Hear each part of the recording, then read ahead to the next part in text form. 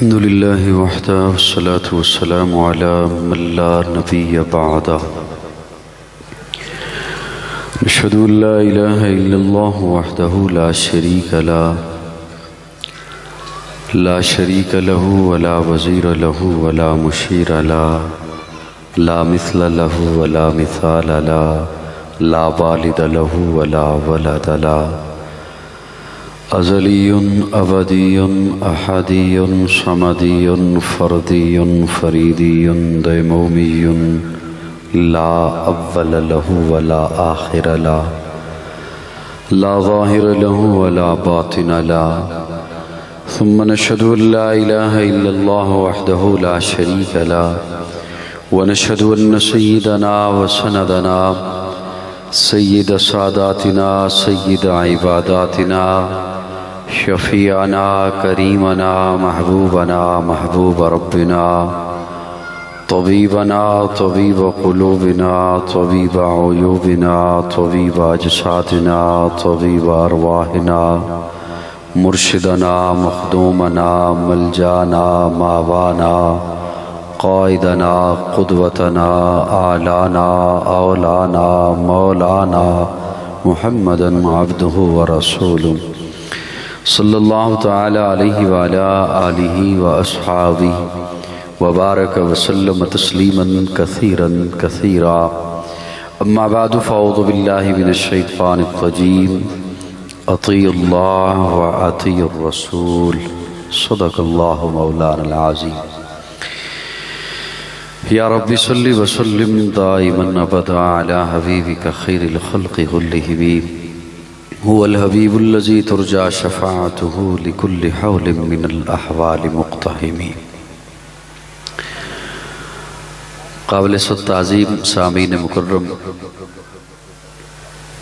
یقیناً آپ حضرات کافی دیر سے اس خوبصورت جلسے کا حصہ ہیں، اور اتنی دیر بیٹھنے کے بعد چونکہ میں چہرے دیکھ رہا تھا اکثر سفید ریش لوگ ہیں تو تھکاوٹ ہو جاتی ہے، تو میں کچھ زیادہ وقت نہیں لوں گا اور دامن وقت میں گنجائش بھی زیادہ نہیں ہے. نماز عصر کا وقت ہوا چاہتا ہے، اسی مناسبت سے میں چند منٹ آپ کے لوں گا اور اس کے بعد پھر انشاءاللہ نماز عصر ادا کی جائے گی. ایک طویل سفر کر کے میں آپ کے یہاں پہنچا، راستے میں موٹر وے پر دھند کی وجہ سے تاخیر ہو گئی، لیکن اتنی تاخیر بھی نہیں ہوئی جتنا تذکرہ کیا گیا. قرآن مجید سے میں نے ایک آیہ مبارکہ کا سہارا لیا اور ہمیں اس بات پر فخر ہے کہ ہمارا عقیدہ اللہ کے قرآن سے ہے یا آقا کے فرمان سے ہے. ٹھنڈ بھی ہے اور آپ کافی دیر سے جمع بھی، اور اس کے بعد پھر مجمع اب کچھ پتلا پتلا سا بھی ہو گیا، تو میں کچھ زیادہ آپ کو تھکاؤں گا نہیں، یہ تسلی رکھیے گا. لیکن میں کوشش یہ کیا کرتا ہوں، اگرچہ میرے چھوٹے چھوٹے کلپ کلام کے حوالے سے مشہور ہوتے ہیں، لیکن میری کوشش ہوتی ہے جو مجھے باقاعدہ سنتے ہیں کہ میں اپنی گفتگو کے لیے سہارا لیتا ہوں اللہ کے قرآن سے. اور یاد رکھیے، قرآن اللہ کا وہ کلام ہے. کسی اور کتاب کو پڑھنے کے بعد بندہ کہتا ہے میں نے یہ کتاب پڑھ لی، اب میرا ذہن یہ ہے اگر یوں عبارت ہوتی تو یوں ہو جاتا. کتاب میں نے پڑھ لی ہے، اب میرا ذہن یہ ہے کہ مصنف اگر ایسے لکھتا تو تصنیف یوں ہو جاتی، مؤلف اگر یوں لکھتا تالیف یوں بن جاتی. اللہ فرماتے ہیں میں اپنی کتاب پڑھنے کے بعد تجھے نظریہ نہیں بنانے دوں گا. میری کتاب بعد میں پڑھنا، پہلے عقیدہ بنا، ذالک الکتاب لا ریب فیہ. بعد میں تجھے ٹر ٹر کرنے کی اجازت نہیں. پہلے عقیدہ بنا، ابتدا میں فرما دیا ذالک الکتاب لا ریب فیہ، اس کتاب میں شک نہیں، شبہ نہیں، عیب نہیں، لا ریب کتاب۔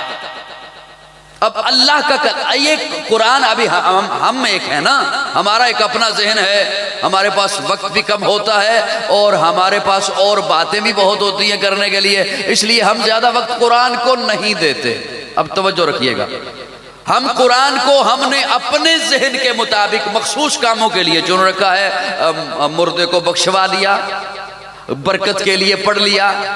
میں قرآن مجید کا طالب علم ہوں، اس آیے مبارکہ پر آنے سے پہلے میں صرف 1 منٹ آپ کا اس بات پر لے رہا ہوں کہ قرآن دیکھیے تو صحیح، قرآن ہے کیا؟ اور میں نے جب اپنے ذوق میں پوچھا اللہ قرآن کیا ہے، تو 3 جملے ہیں فقط جو میرے رب نے بیان فرمائے۔ اللہ فرماتے ہیں ھدی للناس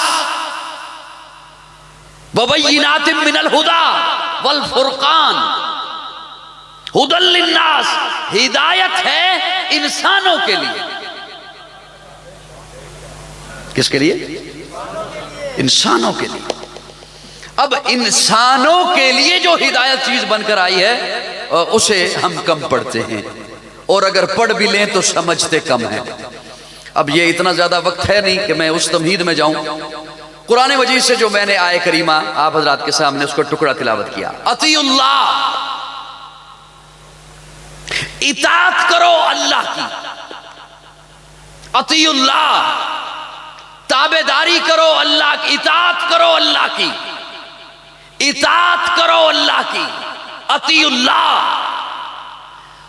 یہ قدرت نے حکم دیا اہل زمین کو اطیعوا اللہ، تو اہل زمین کی طرف سے ایک سوال اٹھا، ہم اس کی اطاعت کیسے کریں جسے دیکھا نہیں، جسے جانتے نہیں، پہچانتے نہیں؟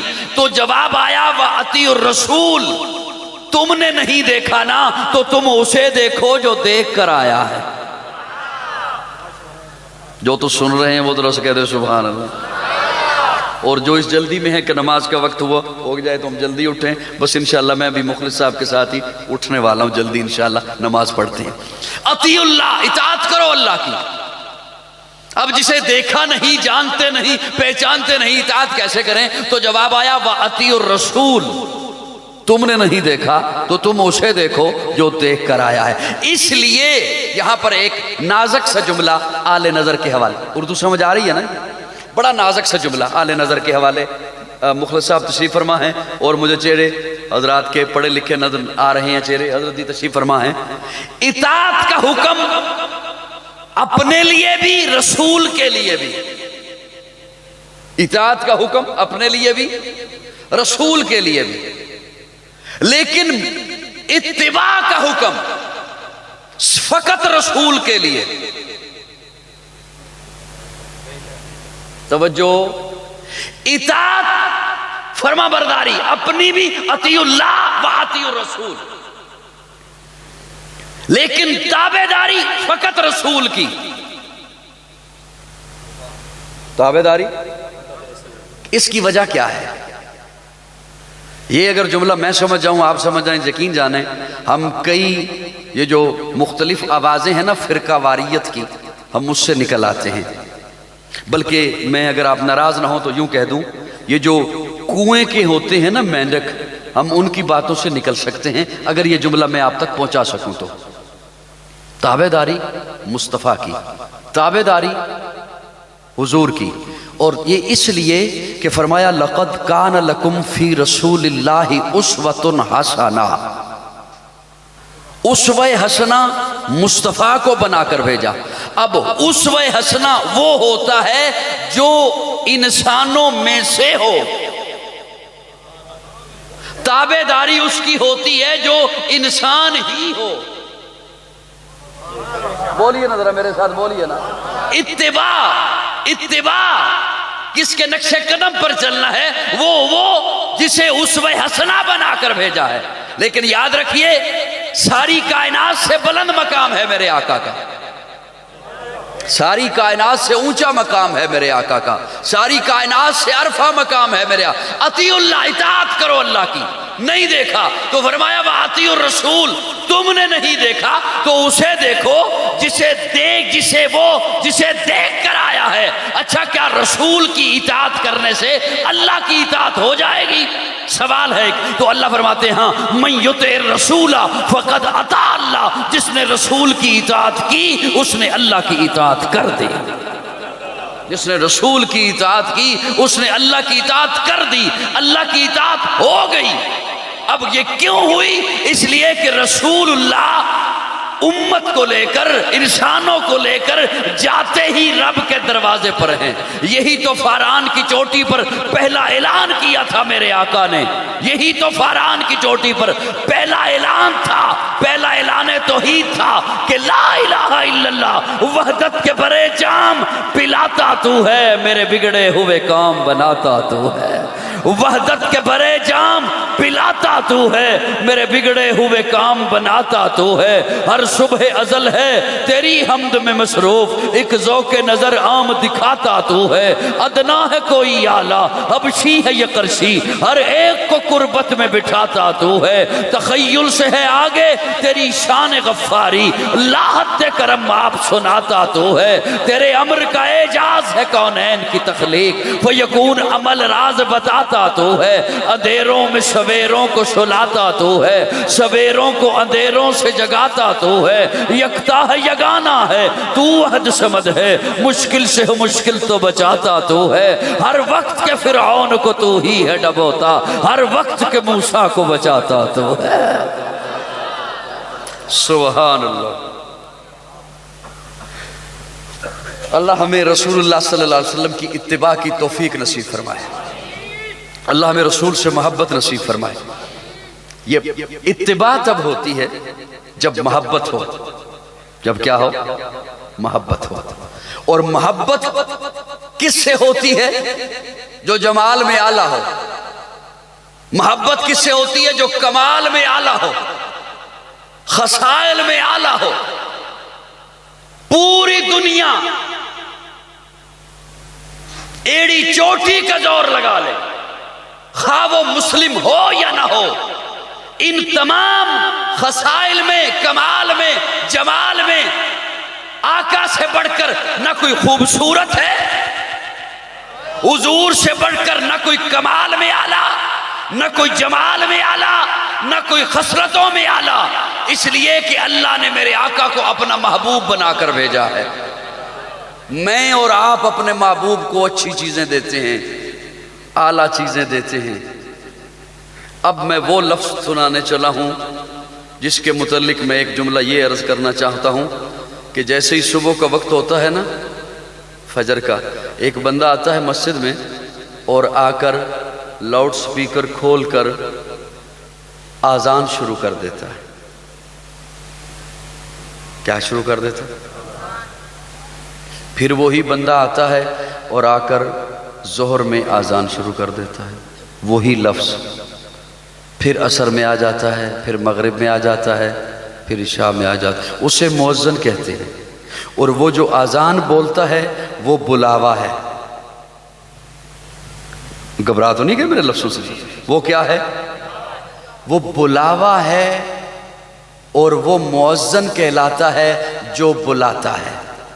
اب جو میں لفظ آپ کو سنانے چلا ہوں، میں گلی گلی، نگر نگر، کریا کریا، چپا چپا، شہر شہر پھر کر مؤذن کا سا کام کر رہا ہوں۔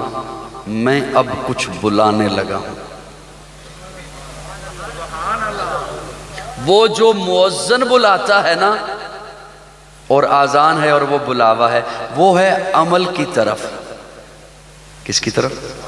نماز ایک عمل ہے نا، عمل کی طرف۔ یہ جو میں آذان دیتا ہوں نا، یہ ہے عقیدے کی طرف۔ سن آپ رہے ہیں جی، میرا کر رہے ہیں، میں آپ کے سے کہ سبحان اللہ کہتا چلے۔ یہ جو میں آذان دے رہا ہوں نا، یہ ہے عقیدے کی طرف۔ یاد رکھیے، عمل بعد میں ہے، پہلے عقیدہ ہے۔ عقیدہ ہو تو عمل قبول ہے۔ اب وہ میں عقیدے کی آذان دینے چلا ہوں، توجہ میری جانب رکھیے گا۔ اس پر آپ کو کوئی ایسا بندہ، کوئی جماعت، کوئی طبقہ، کوئی فرقہ نہیں ملے گا جو یہ جملے آپ کو کہتا ہوا سنائی نہ دے کہ حضور کا وجود اعلیٰ، میں حتمی بات جلدی کرنے چلا ہوں، ساری تقریر چھوڑ رہا ہوں۔ حضور کا وجود اعلیٰ، حضور کا پسینہ اعلیٰ، زینہ اعلیٰ، قرینہ اعلیٰ، مدینہ اعلیٰ، حضور کا حسن اعلیٰ، داڑھی مبارک اعلیٰ، رخسار اعلیٰ، پگڑی مبارک اعلیٰ، حضور کا وجود اعلیٰ۔ اس میں سارے کہتے ہیں جی، بولیے نا، اذان دینے چلا ہوں، اذان عقیدے کی طرف۔ آپ کی اس آواز سے میں کسی کو بلا رہا ہوں اس عقیدے کی طرف، توجہ۔ یہ سارے کہتے ہیں نا کہ حضور کی ذات اعلیٰ، کیوں؟ وہ ذات بنائی ہے رب نے، اور رب نے بنایا ہے اپنا محبوب۔ آپ اپنے محبوب کو اچھی چیزیں دیتے ہو، اعلیٰ چیزیں دیتے ہو، اور میرے آقا تو رب کے محبوب ہیں۔ رب نے جو بھی دیا ہے اعلیٰ، حسن اعلیٰ، جمال اعلیٰ، کمال اعلیٰ، فضل اعلیٰ، اخلاق اعلیٰ، خلوت اعلیٰ، جلوت اعلیٰ، حضور کا مزاج اعلیٰ۔ قاضی یہ اذان دیے جا رہا ہے کریا کریا نگر نگر پھر کر کہ حضور کی ذات بھی اعلیٰ، حضور کی بات بھی اعلیٰ۔ بول بول بول بول بول بول۔ جس طرح حضور کی ذات اعلیٰ، اسی طرح میرے آقا کی بات اعلیٰ، اسی طرح حضور کی جماعت اعلیٰ۔ کوئی حضور کی ذات پہ انگلی اٹھائے پھر لاکھ سجدے کرے، وہ دارِ اسلام میں نہیں رہ سکتا۔ کوئی حضور کی بات پہ تنقید کرے پھر لاکھ سجدے کرتا رہے، وضو کرتا رہے، وہ دارِ اسلام میں نہیں رہ سکتا۔ اسی طرح کوئی حضور کی جماعت پہ انگلی اٹھائے، وہ لاکھ سجدے کرتا رہے، وہ دارِ اسلام میں نہیں رہ سکتا۔ یہ ہمارے عقیدے کا وہ حسن ہے کہ جسے یوں ببانگ دہل بیان کیا کرتے ہیں، اس لیے کہ اکابر نے بڑی محنتوں کے ساتھ، حضرت مولانا قاضی مظہر حسین بڑی محنتوں کے ساتھ، بڑی جد و جہد اور تگودو کے ساتھ یہ اپنے شاگردوں کو بتا کر گئے ہیں، سکھا کر گئے ہیں۔ حضور کی ذات بھی اعلیٰ، حضور کی بات بھی اعلیٰ، حضور کی جماعت بھی اعلیٰ، حضور کا گھرانہ بھی اعلیٰ۔ اور یاد رکھیے، میں ایک جملہ عرض کروں، چکوال کے کسی بندے کے بارے میں بات چاہیے ہو تو چکوال والوں سے پوچھو، لاہور والوں سے نہیں۔ میری بات سمجھ آ رہی ہے؟ لاہور کے کسی بندے کے بارے میں بات چاہیے تو لاہور والوں سے پوچھو، اسلام آباد والوں سے نہیں۔ انہیں کیا پتا حضور کی ذات ہے، بات ہے یا جماعت ہے؟ اس پوائنٹ پر اگر بات آپ کو چاہیے، آپ کو دلائل چاہیے تو قرآن سے پوچھو، اخبار سے نہیں۔ قرآن سے پوچھو، تاریخ سے نہیں۔ میری بات سمجھ آ رہی ہے نہیں آ رہی ہے؟ جہاں جائیں گے قرآن اور حضور کے فرمان کو چھوڑ کر، میں صاف لفظوں میں کہہ رہا ہوں، فتنوں میں اور گروہوں میں اور فساد میں پھنستے چلے جائیں گے، وہ میں جاؤں یا آپ جائیں۔ اللہ کا قرآن اور حضور کا فرمان، یہ اکابرین علماء دیوبند کی محنتیں ہیں کہ آج دنیا بھر میں الحمدللہ پھیل رہا ہے اور پھیلتا چلا جا رہا ہے۔ حضور کی ذات بھی اعلیٰ ہے، حضور کی بات بھی اعلیٰ ہے۔ کوئی کہے حضور کی داڑھی تو اعلیٰ، پسینہ تو اعلیٰ، پگڑی اعلیٰ نہیں، ہم اسے دار اسلام سے خارج کر دیتے ہیں۔ وہ دار اسلام میں رہ ہی نہیں سکتا ہے جو حضور کی ذات پہ تنقید کرے، حضور کے بات پہ کوئی تنقید کرے، وہ دار اسلام میں نہیں رہ سکتا ہے۔ اسی طرح کوئی حضور کی جماعت پہ، حضور کے گھرانے پہ، حضور کے آل بیت پہ تنقید کرتا ہے، وہ پھر دار اسلام میں نہیں رہ سکتا ہے۔ کیوں؟ اللہ نے میرے آقا کو ساری کائنات کا سردار بنا کر بھیجا ہے، مقصود کائنات بنا کر، مرکز کائنات بنا کر، ہادی کائنات بنا کر، روح کائنات بنا کر، طبیب کائنات بنا کر، حسن کائنات بنا کر، رونق کائنات بنا کر، بہار کائنات بنا کر، فخر موجودات بنا کر، جمیع الحسنات بنا کر بھیجا ہے۔ جب بات واضح ہو چکی ہے تو اب اگلی اذان کا یہ میرا جملہ سن لیجئے۔ اب اگر کوئی عبادت کرنا چاہے، تب ایمان لانا چاہے، تب تو اس کی عبادت، اس کا ایمان وہ اردا گرد گھومے گا آمنہ کے لال کے۔ کہاں گھومے گا؟ اس لیے کہ تہذیب عبادت ہے سراپائے محمد۔ بات یہ ہے کہ وقت بڑا تھوڑا ہے. وہ مرد جری طواف کرتے کرتے رک گیا, ایک کونے پہ کھڑا ہو کے کہتا ہے میں تجھے اس لیے نہیں چوم رہا کہ تو نفع دے سکتا ہے, میں تجھے اس لیے بھی نہیں چوم رہا کہ تو نقصان دے سکتا ہے. اچھا پھر عمر چومتے کیوں ہو؟ عمر چومتے پھر کیوں ہو؟ عمر کہتے اس لیے کہ تہذیب عبادت ہے سراپا محمد, تسلیم کی خوشبو چمن آرائے محمد, تنظیم خدا ساز تمنا محمد, منشا جو خدا کا وہی منشا محمد, جس دل میں ہے اللہ وہیں رہتے ہیں وہ بھی, کہتا ہے جو اللہ وہی کہتے ہیں وہ بھی. اللہ کی اطاعت ہے محمد کی اطاعت, قرآن کی دعوت ہے محمد کی اطاعت, ہے جتنا شعور اتنا ہی اس حد کو سمجھ لے, اللہ کو سمجھنا ہے محمد کو سمجھ لے. اب یہ کوئی کہے کہ حضور کا مقام تو اعلیٰ ہے, حضور کی تعلیمات تو اعلیٰ ہیں, لیکن میں عبادت کے لیے طریقہ کہیں اور سے لیتا ہوں, میں عبادت کے لیے جاتا کسی اور کے دروازے پر ہوں, تو یہ نہیں ہو سکتا. محبت مصطفیٰ کا اور جو کلمہ پڑھا ہے اس کا تقاضا ہے کہ تہذیب عبادت ہے. آپ کہتے ہیں یہ ہماری خوشی کی تہذیب ہے, یہ ہمارے غم کی تہذیب ہے, یہ ہمارے رہنے سہنے کی, اٹھنے بیٹھنے کی, یہ ہماری تجارت کی تہذیب ہے. ارے سوچو تو صحیح, عبادت کی تہذیب کیا ہے؟ یاد رکھیے عبادت کی تہذیب حضور کے ارد گرد گھومتی ہے, بلکہ سادہ لفظوں میں یوں کہنا چاہوں گا, حضور کی ارد گرد گھومتی ہے تو عبادت ہوگی وہ جو شریعت میں ہوگی, اور شریعت وہ ہے جو حضور کا قول ہے, شریعت وہ ہے جو حضور کی ادا ہے, شریعت وہ ہے جو حضور کا فرامین ہے, شریعت وہ ہے جو حضور کا حکم ہے, شریعت وہ ہے جو حضور نے آرڈر دیا ہے, شریعت وہ ہے حضور نے جس کا حکم دیا ہے, شریعت وہ ہے حضور نے جو کر کے دکھایا ہے. اگر میری عبادت اس دائرے کے اندر آتی ہے تب اللہ قبول فرماتے ہیں, ورنہ اللہ قبول نہیں کرتے. لیکن یہاں پر کوئی اعتراض کرنے والا اگر یہ اعتراض کرے کہ آپ نے کئی چیزیں ایسی لی جو حضور سے نہیں تھی, تو اس کے لیے میں نے کہا تہذیب عبادت حضور کا حکم ہے. آقا نے فرما دیا ہے علیکم بسنتی و سنت الخلفاء الراشدین المہدیین, تمہارے لیے عبادت وہ ہوگی جو میری سنت ہے, اور تمہارے لیے عبادت وہ ہوگی جو ابو بکر عمر عثمان علی کا کردار ہے.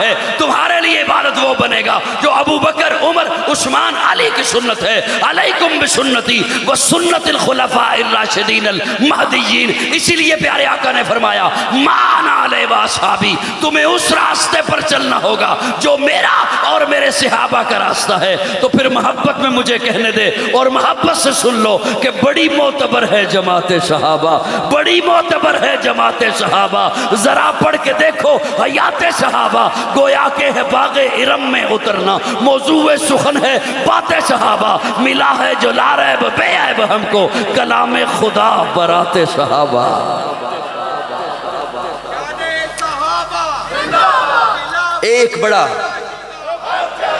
ایک بڑا نازک سا پوائنٹ آپ کے سامنے رکھنے چلا ہوں.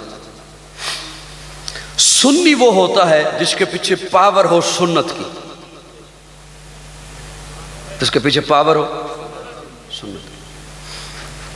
اب یہ لفظ دیکھیں نا, خود ہم اسے ادا کریں یا نہ کریں یہ خود اپنا تعارف کراتا ہے سنی. اب اسے بولنے والا ہی سمجھ جائے گا کہ اس کے پیچھے جو پاور ہے وہ سنت ہے. میرے لفظ سمجھ رہے ہیں کوئی سمجھ رہے؟ اس کے پیچھے جو پاور ہے وہ سنت ہے. سنی جیسے پاکستانی, اس کے پیچھے پاور ہے پاکستان. فوجی, یہ لفظ خود بخود بتا رہا ہے, اپنا تعارف کرا رہا ہے کہ اس کے پیچھے پاور ہے فوج. سنی اس کے پیچھے پاور ہے سنت. سنی کمزور نہیں ہوتا. آپ بے شک ٹھنڈے مزاج سے سن لیں, جملہ ٹھنڈے مزاج والا نہیں, پاور والا ہے. سنی کمزور کیوں؟ اس لیے کہ سنت کمزور نہیں ہوتی. سنی ضعیف نہیں ہوتا. سنی اس لیے کہ سنت ضعیف نہیں ہوتی. سنت ضعیف کسی روایت کے بارے میں ہو سکتا ہے یہ روایت ضعیف ہے اور آتا ہے. ارے چھوڑیے, احادیث کے بارے میں آتا ہے کہ یہ حدیث ضعیف ہے, لیکن آپ کسی سے نہیں سنیں گے, کسی سے نہیں سنیں گے بڑی ذمہ داری سے جملہ بول رہا ہوں، کسی سے نہیں سنیں گے کسی نے کہا ہو یہ سنت ضعیف ہے. بڑا میں نے پاور والا جملہ بولا، آپ نے اس کے ساتھ کوئی اچھا سلوک نہیں کیا. کبھی نہیں آپ سنیں گے کسی نے کہا ہو یہ سنت ضعیف ہے. حدیث ہے ضعیف، علماء سے پوچھ لیجئے گا، روایات ہیں ایسی جو ضعیف ہیں، لیکن آپ کبھی نہیں سنیں گے کسی نے کہا ہو کہ سنت. وجہ کیا ہے؟ اب اگر تھوڑی سی توجہ دیں تو میں نے کہا کہ نازک سا ایک پوائنٹ ہے جو آپ کے سامنے رکھنے چاہیے. سنت کیوں ضعیف نہیں، سنت کیوں کمزور نہیں؟ اب جسے سمجھ آ جائے وہ اس پوائنٹ پر، میرے اس جملے پر بخیل نہ بنیے گا. ویسے بے شک آپ ٹھنڈے مزاج والے ہیں، سکون سے سنا کریں. اور ویسے بھی سامعین جو ہوئے، سامعین سامع سے ہے، سامع سننے والا، تو آپ بولنے والے تو ہیں نہیں نا کہ آپ بولیں، آپ تو سننے والے ہیں. آپ اپنے اس نقطے پر بالکل ٹھیک ہیں کہ آپ تو ہیں سننے والے. اچھا توجہ، سنی کیوں کمزور نہیں اور سنی کیوں ضعیف نہیں؟ دین ہے میرے اللہ کا. دین کس کا؟ اللہ نے جب دین دیا محبوب کو تو فرمایا محبوب اب یہ دین تمہارا ہوا. اسی لیے قرآن کی آیات اور صورتیں کبھی مکی ہیں کبھی مدنی ہیں. اللہ تو مکی مدنی نہیں، لیکن قرآن کی صورتیں کبھی مکی ہیں کبھی مدنی. جب آخری آیت نازل ہوئی نا، توجہ، آخری آیت الیوم اکملت لکم دینکم واتممت علیکم نعمتی ورضیت لکم الاسلام دینا، یہ نزول کے اعتبار سے آخری آیت جب یہ نازل ہوئی تو اللہ یہ بھی نہیں فرماتے محبوب میں نے دین تمہیں دیا تو یہ دین تمہارا ہوا. نہیں، اللہ فرماتے الیوم اکملت لکم دینکم واتممت علیکم. یہ کم بتا رہا ہے. اللہ فرماتے محبوب دین میرا، میں نے دیا آپ کو. اب یہ جو عرفات کے میدان میں تیرے سامنے کھڑے ہیں نا صحابہ، انہیں کہہ یہ دین تمہارا ہے. انہیں کہہ یہ دین تمہارا ہے. اب دین اللہ فرما رہے ہیں انہیں کہو یہ تمہارا ہے. جن کا دین ہے کیا وہ خود دین میں نہیں؟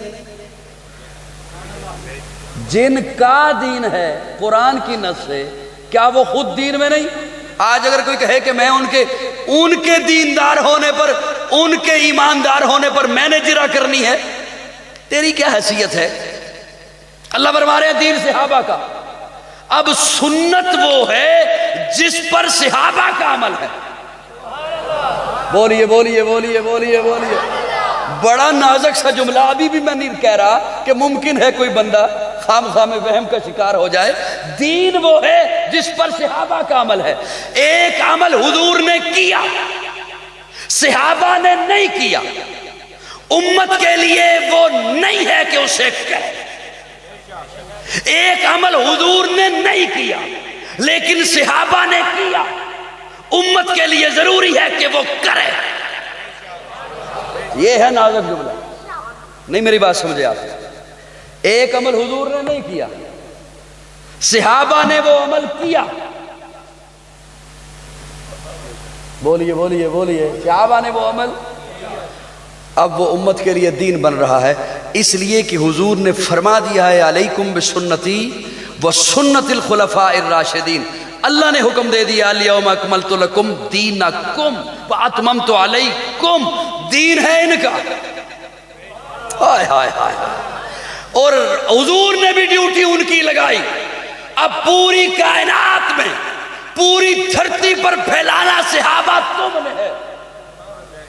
بولیے یار میرے ساتھ، صحابہ نے پھیلایا یا نہیں پھیلایا؟ صحابہ نے پھیلایا یا نہیں پھیلایا؟ وہ جن کے ذمے دین تھا، دین ہے، رب نے جنہیں دین والا کہا اور حضور نے جو ڈیوٹی لگائی، میں ڈنکے کی چوٹ پہ کہتا ہوں وہ دنیا کے طلبگار نہ تھے، وہ دین کے طلبگار تھے اور دین کے لیے ہی انہوں نے اپنا تن من دھن لٹا دیا. کوئی معنی نہیں رکھتا ان کے سامنے اقتدار، کوئی معنی نہیں رکھتا. آج اگر کوئی ان کا نام لے کر اور صحابہ پر یہ کہہ کر انگلی اٹھائے کہ وہ دنیا کا طلبگار تھے تو وہ بکواس کر رہا ہے. وہ خواہ جہاں بیٹھا ہے، وہ جیلم میں بیٹھا پلمبر ہے یا کسی اور کونے میں بیٹھ کر بک بک کرنے والا ہے، جو صحابہ کو یہ کہتا ہے کہ وہ دنیا کے طلبگار تھے، وہ دنیا کا غلیظ ترین کتا ہے. حضرت، میں آخری بات کہہ کے اجازت چاہ رہا ہوں، حضرت ابوبکر صدیق رضی اللہ تعالیٰ عنہ جب دنیا سے رخصت ہونے لگے تو بلایا حضرت عثمان کو. بس یہ آخری بات ہے میری. بلایا حضرت عثمان کو، عثمان آئیے اور میں اپنے بعد خلافت کے لیے نام تجویز کرنا چاہتا ہوں. حضرت عثمان آ گئے.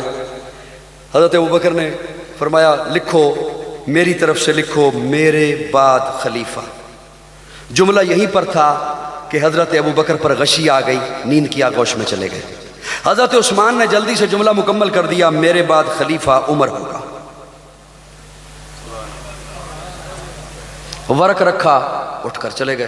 حضرت ابوبکر بیدار ہوئے، بلایا عثمان کو، عثمان آؤ مجھے سناؤ کیا لکھا ہے. حضرت عثمان آئے اور آ کے کہا میں نے آپ کی طرف سے لکھ دیا ہے کہ میری طرف سے خلیفہ عمر ہوگا. حضرت ابوبکر کہتے ہیں عثمان اگر تو اپنا نام بھی لکھ لیتا مجھے منظور تھا، لیکن میں نے لکھوانا عمر ہی تھا. اب بلایا عمر کو، ہائے ہائے ہائے، اب بلایا عمر، آپ کا نام تجویز کیا ہے خلافت کے لیے، آپ کا نام لکھا ہے. حضرت عمر کہتے ہیں مجھے اس کی ضرورت نہیں، مجھے اس کی حاجت نہیں. حضرت ابوبکر فرماتے ہیں عمر مجھے پتا ہے تجھے خلافت کی ضرورت نہیں، لیکن خلافت کو عمر کی ضرورت ہے. میں عمر کو خلافت دے کے نہیں جا رہا، خلافت کو عمر دے کے جا رہا. اب حضرت ابوبکر آئے، ممبر پہ جلوہ افروز ہوئے، وہ پرچی ہاتھوں میں پکڑی ہے، وہ ورق ہاتھوں میں پکڑا ہے اور فرمایا اس پر میں نے خلافت کے لیے، یہ کھلے گا تو میرے بعد بند کر دیا گیا ہے، اس پر میں نے خلافت کے لیے جس کا نام تجویز کیا ہے اپنے بعد، تمہیں منظور ہے؟ یوں پڑھ. ایک کونے سے آواز آئی نہیں. کون ہے؟ دیکھو تو صحیح. دیکھا تو حضرت علی ہے، مولا علی ہے. علی آپ کو کیا ہوا؟ آپ سن رہے ہیں میرا جملہ؟ حضرت ابوبکر فرماتے ہیں اس پر میں نے خلافت کے لیے جس کا نام تجویز کیا تمہیں منظور ہے؟ نہیں. کون ہے؟ علی. علی آپ کو کیا ہوا؟ علی فرماتے ہیں اس پرچی پر، کوٹیڑا والوں بلکسر والوں میرا یہ جملہ تو سنبھالنا ہوگا، اس پرچی پر، اس ورق پر، اس کتاب پر خلافت کے لیے اگر عمر کے علاوہ کسی اور کا نام لکھا ہے تو منظور نہیں.